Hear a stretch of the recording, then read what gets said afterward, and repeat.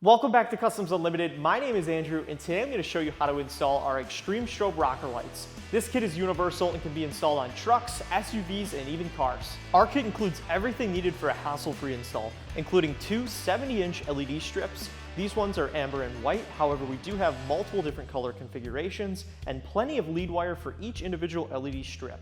We also include a full control module, two plug-and-play LED hookup ports, and a momentary switch that controls over 25 different lighting patterns. Let's jump right into this easy install. Step 1 is to clean your mounting location to make sure you have proper adhesion of the LED strips. Step 2, remove the adhesive backing and place your LED strip. Make sure to hold firm pressure to get good adhesion across the strip.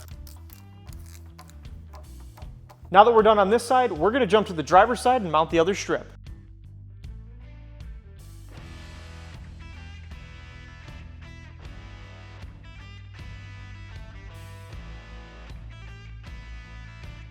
And that's it. Just tidy up your wiring and you're all set with the install.